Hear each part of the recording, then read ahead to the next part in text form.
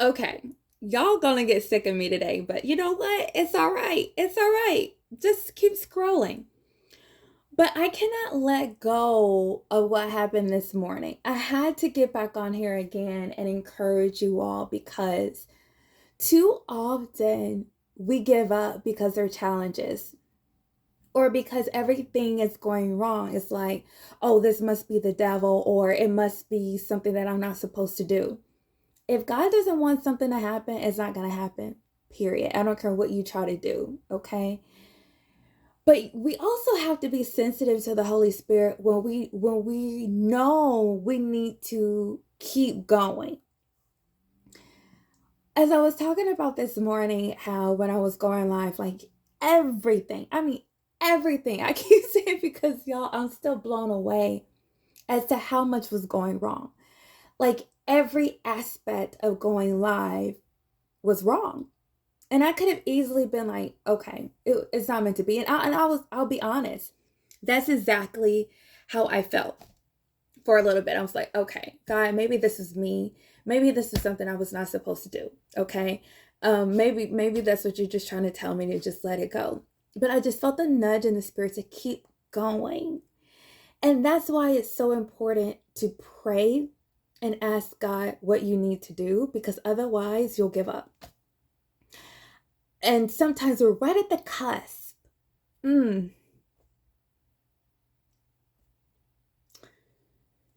Whew. Here it is. I thought I was encouraging y'all, and I'm encouraging me about some stuff I was saying yesterday.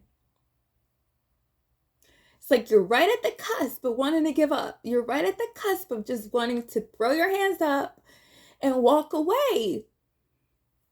If you just hang on, your breakthrough is coming.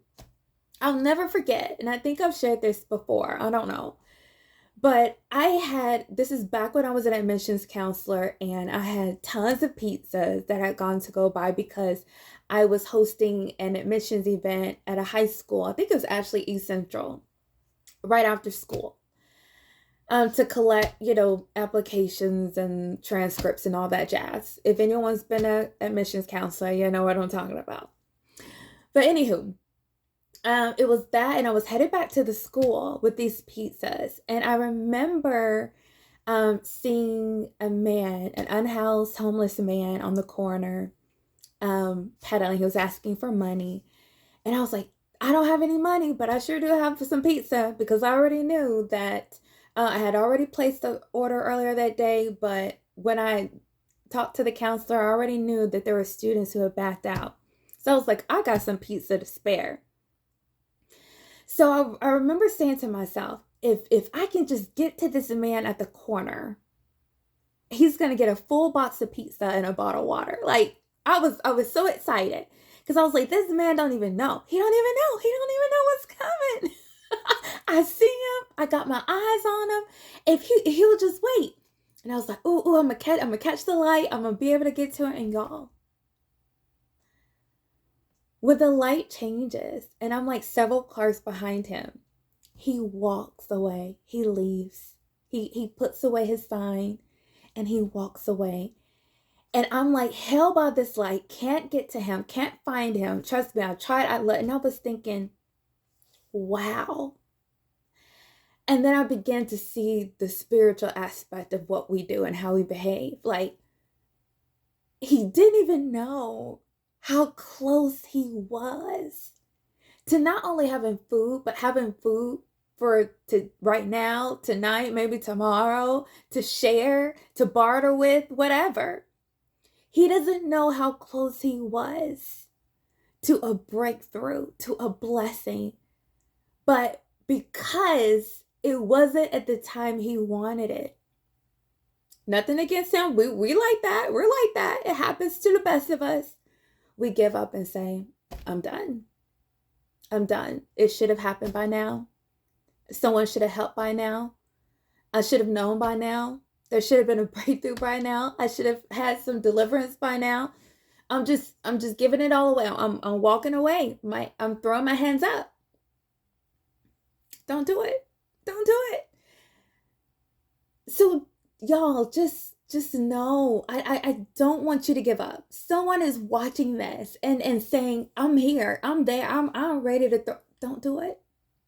Don't do it. You're watching this video because God is telling you to hang on. Your blessing is on the way. I'm encouraged by that. I'm encouraged. Don't give up. And then I go back to this morning where I was feeling so defeated. And I was just like, here it is. I'm trying to do good work. I'm trying to work in excellence. I'm trying to do what, I felt like I needed to do to help people and get on the right path and have the right foundation for the new year. And everything that could have gone wrong went wrong. And right now I was reminded of what happened to Paul in Acts chapter 16, verses 6 through 7. And it says, next, Paul and Silas traveled through the area of Phrygia, I don't know how to say that, and Galatia. But because the Holy Spirit had prevented them from preaching the word in the province of Asia at that time, all right? They traveled through the area because the Holy Spirit said no. Now, we read this very easy, very pleasant. It's like, they kept going because the Holy Spirit prevented them from preaching.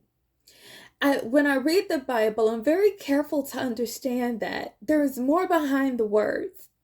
Like, for example, if someone was writing about my experience this morning, it would say something like, the Holy Spirit prevented her from going live, from streaming live. Okay? And that sounds really simple and straightforward, but behind those words are the frustration, the doubt, the anxiety, the questions of what's going on, me pacing back and forth. I'm trying to, everything's failing on me. That's what's happening behind those words. So I can imagine that as Paul and Silas are traveling, as difficult as it was to travel in those days, that the Holy Spirit preventing them from preaching probably wasn't as cute as it sounds, that they felt rejected probably at times, that they had questions at times, that they were wondering why these people didn't show up, why the people didn't follow through on their commitments. Why is it they were supposed to go preach somewhere and it didn't work out? But look at verse 7. It says, then coming to the borders of Mysia, they headed north for the province of Bithynia. But again, the Spirit of Jesus. Now, Jesus has already died, resurrected, and been called up, okay, to the heavens. Paul didn't say the Holy Spirit, and like he said just a verse before. No. The Holy Spirit had done his job. Here comes the Spirit of Jesus, okay? Did not allow them to go there. So instead, they went on through Mysia to the seaports of Troas, I don't know. Y'all, the Holy Spirit and the Spirit of Jesus had to stop them. But this is what happens. The reason they were stopped and not held up, they had to keep going because there was ministry in Macedonia. It says that night in verse 9, that night Paul had a vision. A man from Macedonia in northern Greece was standing there pleading with him, come over to Macedonia and help us. So we decided to leave for Macedonia at once, having concluded that God was calling us to preach the good news there. Having concluded, having changed my mind, having changed my mindset, that it's God who's doing it, not the devil. I mean, let's remember the devil is God's devil anyway. He has to get permission to do whatever he's doing. But it's God who's doing it. And if we would just go back to him and say, God, what is it that I need to know here? What is it that I need to see? What is it that I need to understand? What is it that you would have me do?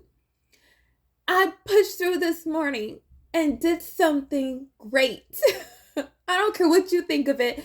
I think it was great, and I'm not easily impressed. It was great. I created a workbook. I've been wanting to do that, and I did it on a whim. Something that I want to do more in the new year. But I just want to encourage you to come to your own conclusion. Okay? Come to your own conclusion. That is God who's blocking you, but for a greater purpose, who's blocking you to really push you to do something great, to do something excellent, to not follow tradition or the way things have always been done, but to think outside of the box, to push yourself out of the box. Come to your own conclusion that God is doing something amazing for you. I love you. Be encouraged.